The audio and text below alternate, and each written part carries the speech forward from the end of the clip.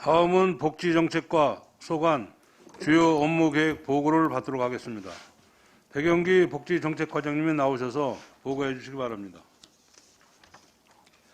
안녕하십니까. 복지정책과장 백영기입니다. 시민을 대변하고 시정발전을 위한 의정활동에 노고 많으신 업무계획 정치특별위원회 안정열 위원장을 비롯한 의원님들께 깊은 감사의 말씀을 드립니다. 2022년도 복지정책과 주요 업무계획 보고를 드리겠습니다. 2021년 주요 사업 성과와 2022년 정책 방향은 자료를 가름하고 5쪽 복지정책과 중점 사업에 대해 보고 드리겠습니다. 먼저 제5기 지역사회보장계획 수립입니다. 사회보장급여법에 근거한 법정계획으로 4년마다 수립하는 종합계획입니다. 지역주민의 욕구를 반영하기 위해서 지난해 하반기 800가구를 대상으로 지역사회보장 조사를 실시하였으며 대학 교수 등 전문가 집단의 질적조사와 지역주민 공청회, 전문가 간담회 등 다양한 의견 수렴을 통해 내실 있는 계획을 수립하여 포용적 사회보장계획이 되도록 하겠습니다.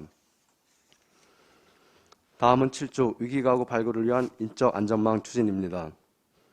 지역주민과 생활밀착 종사자를 명예사회복지공무원으로 위촉하여 위기가구와 자살 고위험군을 발굴하는 등 촘촘한 인적 안전망을 구축하는 사업이 되겠습니다. 2021년 12월 말 기준 1278명의 명예사회복지공무원이 활동하여 2963가구의 대상자를 발굴하고 5997건의 복지 서비스를 연계하였습니다. 향후 읍면동별 자체교육 및 역량 강화 워크숍을 실시하여 복지 사각지대 발굴을 활성화하고자 합니다. 다음은 9쪽 신규 사업에 대해 보고드리겠습니다. 먼저 사회복지사 등의 처우 개선 및 지위 향상 지원입니다. 매월 사회복지시설 종사자에게 지급하는 처우 개선비를 72개소 1389명을 신규 확대 지원하고 시설 종사자의 인권을 보호하고자 인권침해 폭력 대응 매뉴얼을 제작하고 국내 연수비를 공모사업으로 추진하는 등 합당한 처우와 안정적인 근무 환경을 조성하여 행복한 복지 현장을 실현하겠습니다. 다음은 11쪽 보훈회관 활성화를 위한 건강문화교실 운영입니다. 국가보훈 대상자를 대상으로 사전 설문조사를 통해 선호도가 높은 웃음치료, 서예교실 등 건강문화 프로그램을 운영하여 국가보훈 대상자의 노령화에 대응하고 복지기능의 보훈회관을 활성화하고자 추진하는 사업으로 4월부터 상반기 프로그램을 운영할 계획입니다. 다음은 12조 우리 동네 복지 안테나 사업입니다. 1인 가구, 맞벌이 가구 증가 및 코로나 장기화로 사회적 고립 가구가 증가함에 따라 복지 사각지대 발굴의 채널을 다양하게 추진하는 사업으로 주민을 수시로 접촉하는 배달 대행업체 및 편의점과 협약을 체결하고 카카오톡 위기가구 신고 채널을 개설하는 등 지역 단위 통합 발굴체를 구축하여 복지 사각지대 해소에 만전을 기하겠습니다. 다음은 13쪽 더불어 사는 희망 등대 사업입니다. 관내 저소득층 가구를 대상으로 경기 공동모금의 안성시 지정기탁금을 활용하여 다양한 복지 사업을 추진하고자 합니다. 취약계층 명절 지원금 지원 사업, 주거환경 개선 사업, 동절기 난방 지원 사업 등을 기획하고 있으며 취약계층의 복지 욕구에 맞는 맞춤형 서비스를 지원하겠습니다. 다음은 14쪽 보호종료 청소년 사회 진출비 정착비 지원 사업입니다. 시설 및 위탁가정 청소년이 연령 도래로 보호가 종료될 경우 자립을 돕고자 생활용품 구입비를 지원하는 사업입니다. 안성시 이웃돕기 성금으로 1인당 200만 원을 지원하여 첫 사회 진출에 잘 적응하여 자립할 수 있도록 응원하고자 합니다. 다음은 15쪽 복지정책과 계속사업에 대하여 보고드리겠습니다. 먼저 주민주도 주민력 강화를 위한 읍면동 마을복지계획 수립 지원입니다. 지역의 복지 문제를 주민이 주도하여 선정하고 해결 방안을 모색하여 마을복지계획을 수립하고자 합니다. 2021년 안성 1동과 안성 3동 2개소를 선정하여 독거노인 및 혼자 사는 중장년층을 대상으로 찾아가는 문화광장 및 정서 지지활동을 추진하였습니다. 향후 15개 읍면동 지역세부장협의체를 대상으로 사업계획을 도출하여 11월까지 사업 추진 후 12월 운영보고회 개최 예정입니다. 다음은 17조 국가유공자 이음 및 보훈 선양문화 확산입니다. 국가를 위하여 헌신하신 국가유공자와 유족의 복지 향상을 도모하고 보훈행사를 개최하여 보훈문화를 확산하고자 합니다. 지원 내용은 보훈수당 지급, 8개 보훈단체 지원, 보훈회관 운영, 보훈행사 추진으로 총 사업비는 25억 8,087만 3천 원입니다. 금년에는 명절 위로금, 호국 보훈의 달 위로금, 독립유공 명예수당이 신설되어 지급될 예정입니다. 다음은 19쪽 지역사회 서비스 투자사업 추진입니다. 지역 특성 및 주민 수요에 맞는 사회 서비스를 바우처 방식으로 제공하는 사업으로 총 사업비 8억 3,857만 1천 원입니다. 노인 맞춤형 정서 지원 서비스 등 6개 사업으로 읍면동에 신청하면 대상자를 선정하여 전문 제공기관에서 서비스를 제공하는 방식입니다. 2021년에는 935명이 서비스를 이용하였으며 금년은 상하반기 2회 모집 공고하여 3월부터 12월까지 서비스를 제공할 계획입니다. 다음은 21쪽 단계별 맞춤형 지원체계 구축입니다. 법정 복지 서비스를 지원받지 못하는 가구에게 복지부 긴급복지사업, 경기도형 긴급복지사업, 안성시 취약계층 응급지원사업, 민간 자원 연계를 통한 4단계 지원체계를 구축하여 위기 상황에 처한 저소득 가구에 대한 단계별 지원을 강화하는 사업입니다. 총 사업비 17억 9,467만 1천 원으로 단계별 맞춤형 지원을 통해 취약계층의 생활안정을 도모하겠습니다. 다음은 23쪽 민간통합 사례관리 중점 추진입니다. 사회안전망 강화를 위하여 희망복지팀, 읍면동 찾아가는 보건복지팀, 동서부 무한돌봄 네트워크팀 등 민간기관과의 유기적 협력체계를 구축하여 통합사례관리를 통해 대상자별 욕구에 맞는 맞춤 서비스를 제공하는 사업입니다.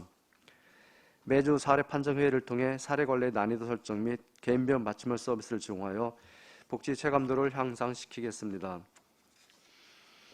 다음은 24쪽 사회보장급여 통합조사입니다. 사회복지 서비스 신청 대상자의 급여 자격 결정을 위한 통합적 자격조사로 대상자 선정의 정확성을 유지하기 위한 사업입니다. 기초생활보장 등 14개 사업으로 지난해 6,412건을 처리하였습니다. 복지업무 담당자들의 주기적 업무 연창과 교육을 통해 신속 정확한 업무 처리로 민원 처리를 단축하도록 하겠습니다. 끝으로 26쪽 사회보장급여 통합관리입니다. 수급자의 소득, 재산, 인적 변동 정보를 처리하여 수급자의 자격, 급여 적정성 검토 등 통합적으로 자격관리를 추진하는 사업입니다. 기초생활보장 등 14개 사업 대상자를 월별 확인조사 및 상하반기 확인조사를 통해 부정수급 방지 및 복지재정 효율화를 도모하겠습니다. 이상으로 복지정책과 주요 업무계획 보고를 모두 마치겠습니다. 감사합니다. 네, 백영기 복지정책과장님 수고하셨습니다. 다음은 질의답변을 실시하겠습니다. 배석하신 팀장께서는 보충 설명이 필요할 경우 위원장으로부터 발언권을 얻은 후 직위 성명을 말씀하시고 발언해 주시기 바랍니다.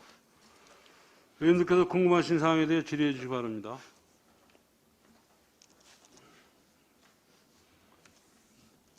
누가 계실까요? 네, 박상순 의원님. 우리 지역사회보장계획 그 4년 단위로 이제 계속 수립을 하게 되어 있잖아요. 예. 이제 내년부터 다시 이제 또 시작되는 5기가 되는 거예요. 예, 5기 되겠습니다. 예. 계획을 수립하게 될 텐데 제가 잘 지금 기억이 안 나서 네. 우리 이거 지역사회보장계획에 읍면동 복지계획이 같이 들어가던가요? 지금은 읍면동 복지계획은 기존까지는 반영이 안 됐었는데요. 네네. 근데 작년부터 이제 읍면동에서 마을복지계획 수립을 작년부터 시작을 했었는데 네네. 그런 부분도 지금 읍면동 그런 그 각 실무 분과라든가 읍면동에서 그런 계획도 같이 여론조사해서 반영할 계획이 있습니다. 그리고 어제도 그래서 읍면동 협의체 위원들하고 읍면동 담당 공무원 해갖고 그 그룹 인터뷰 하면서 필요한 사항들 의견 수렴을 했고요. 아, 그러셨군요. 예. 네네. 그러면은 지금 기존 4년 단위 같은 계획 부분에 대한 어떤 그 이행 여부나 예. 뭐 실행 과정에 대한 전반적인 그 평가 작업은 지금 어떻게 이루어지고 있어요? 그러니까 이거는 4년마다 이제 중장 계획을 수립하고요. 또 매년 연찰별 계획도 수립합니다. 그래서 네네. 연찰별 계획에 대한 그 모니터링과 평가는 계속 그 도에서도 매년 진행하고 있습니다. 아니, 그러니까 이행 점검 지금 모니터링 같은 경우에 어떤 방식으로 지금 그 이루어지고 있느냐고요? 그거는 먼저 그 실무분과 단위로 해서 또 읍면동에서 그 이행 결과 점검하고 또 중간에 변화가 있는 경우는 뭐 변경하거나 뭐 취소하거나 그런 거 과정을 거치고요. 그리고 또 실무협의체나 대표협의체 통해서 최종적으로 확정해서 부서 단위별로? 아니요 부서별로도 하고요. 또 그 네. 실무 각 실무분과에서 뭐 통합 복지서비스분과, 장애인분과, 노인분과 등에서도 그렇죠. 같이 통합적으로 진행을 하고 있습니다. 아, 그런 방식으로 진행이 되는 예. 거예요? 예, 여튼 제가 일단은 보기에는 그야말로 이 지역사회 보장 계획은 정말 안성 지역형이 되는 게 저는 핵심이라는 예, 생각이 예. 들거든요.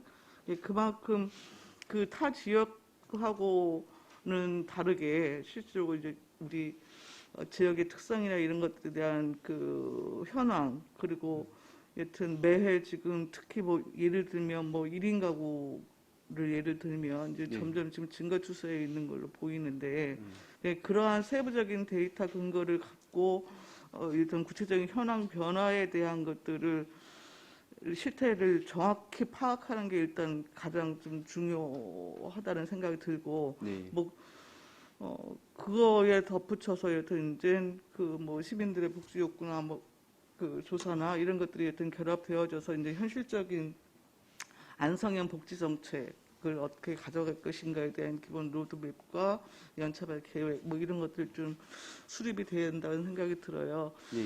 그래서 여튼 그런 전체적인 계획과 동시에 그 읍면동별 여튼 그 현황도 굉장히 좀 많이 그 차이가 있을 것으로 일단은 지금 파악이 되거든요. 예.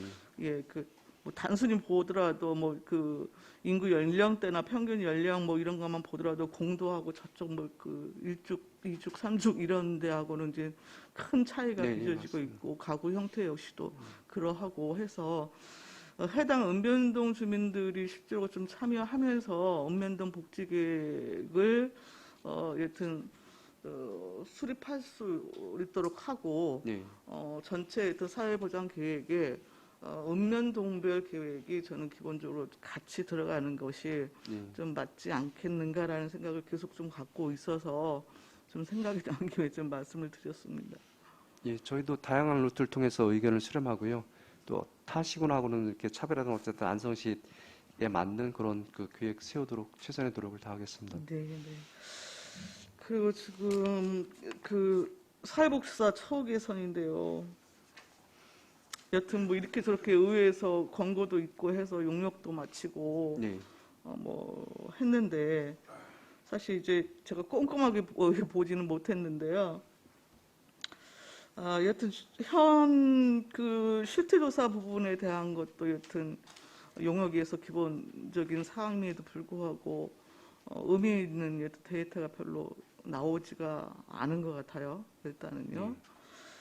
결국에 뭐 결론적으로 말씀을 드리면 그 지금 이제 그 호봉제가 적용되어지는 시설 그렇지 않은 곳 뭐 등등등 해서 여튼 사회복지사들의 급여 자체가 지역별 그리고 지역 내에서도 시설별 뭐 이런 이제 갭이 굉장히 이제 벌어진단 말입니다. 네.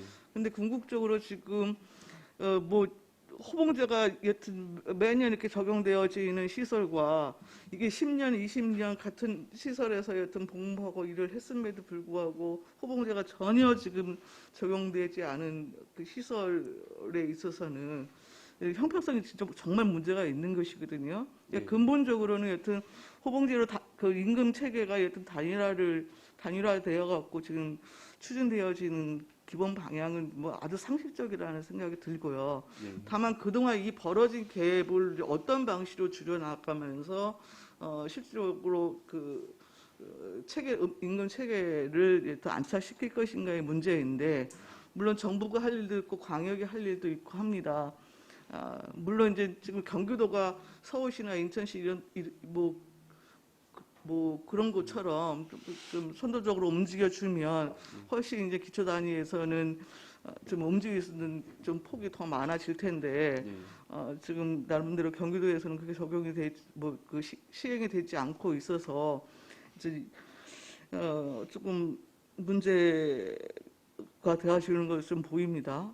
불구하고 개인 지자체 단위에서도 사실 이제 호봉제 적용을 위에서 여튼 시책 사업으로 추진하는 것이 제가 지금 정확히 기억이 안 나는데 뭐 있는 것으로 제가 지금 알고 있어요.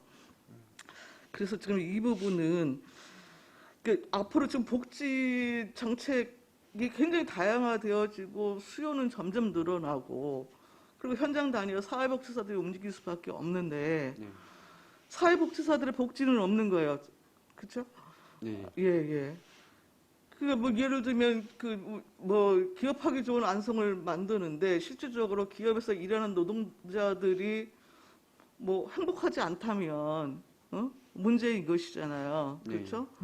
역시 다양한 정책, 복지 정책 사업이 계속 늘어나고 시민들한테 일단 뭐 돌아가는 혜택은 점점 이제 많아진다고 하는데 실질적으로 최전선에서 일하는 복지사들의 처우나 이런 것들은 전혀 여튼 뭐 향상되어지지 않는다고 한다면 그거는 근본적으로 여튼 뭐 해소돼야 될 저는 문제라는 생각이 들어요. 앞으로 지금 이게 뭐 새 정부 들어서 뭐 새롭게 어떤 또 정책이 뭐 지원될 수 있을지는 잘 모르겠으나 안성에서도 그게 여튼 광역이 못 해줘서 여튼 정부가 못 해줘서 뭐 이렇게 소극적으로 뭐 생각하지 마시고요. 저는 한번 이렇게 적극적으로 고민을 한번 해 보셔도 좋을 것 같아요. 그러니까 호봉제가 적용되지 않는 곳의 갭을 11호 우선적으로 충당하면 될 거 아니겠어요? 네. 예, 예. 그래서 저는 이 문제는 여튼 지금 단순히 그렇게 임금의 문제뿐만이 아니라 그들의 여튼 안전, 휴식 등등등 전체 복지 문제에 있어서 좀 실태를 좀 객관적으로 파악하는 것 그리고 그로부터 우선적으로 좀 해결해야 될 과제들을 연체적으로 좀 실행 계획을 세워서 좀 추진을 하되 전 최소한 지금 호봉제를 통한 여튼 단일 체계 임금 체계를 몇 년도까지는 여튼 전면 시행하는 했으면 한다라고 하는 기본 계획 목표가 좀 있었으면 좋겠고 전체적으로 보니까 지금 우리 복지부 임금 가이드라인 부분에 있어서도 경기도 평균보다는 조금 상위 좀 높긴 하지만 100%가 여전히 안 되고 있는 시점이더라고요. 많은 고민이 실무자로서 많은 고민이 뒤따를 수밖에 없을 것 같긴 한데요. 일단 기본 개혁 내용도 좀 대강 제가 좀 보고 했는데 이번에 여튼 사회복지사법 개정되면서 처우개선위원회 지금 이제 구성할 수 있도록 했잖아요. 네. 그렇죠. 예, 예. 별도의 지금 기본 계획 보니까 이 부분 문제 해결을 위해서 별도의 TF 구성을 통해서 운영하겠다는 계획도 있는데 하고 계셨습니까 혹시?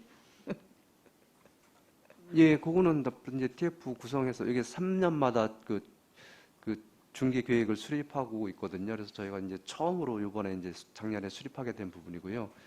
그리고 의원님께서 말씀하셨듯이 어쨌든 흔히들 사회복지사들도 말하는 게 사회복지사가 행복해야 대한민국이 행복합니다라고 하거든요. 네. 실질적으로 업무는 가중되고 있는데 거기에 대한 어떤 합당한 처우라든가 그런 것이 되게 열악한 상황인데 그래서 저희도 그래서 일단은 확대할 수 있는 게 처우 개선비에서 확대를 한 부분이고요.